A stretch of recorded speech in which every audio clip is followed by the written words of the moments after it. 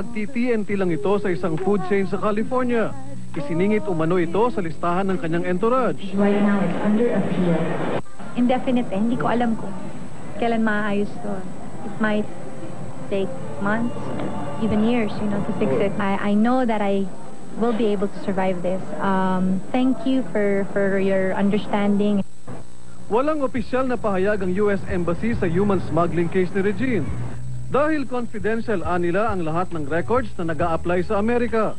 Pero nag-iwan na ito ng masamang image sa mga artistang magtatanghal sa Amerika. Sa akin lang, talk to your producers, know who they are, protect yourself, na mag-i-stay sa isang lugar na wala namang tamang papeles. Kasi ang nakakahiya talaga yung masisira ang buong pangalan ng Pilipinas. Hindi lang naman isang tao yun eh.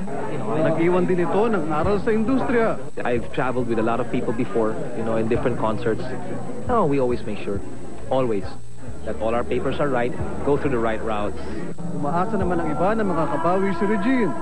She could have said no.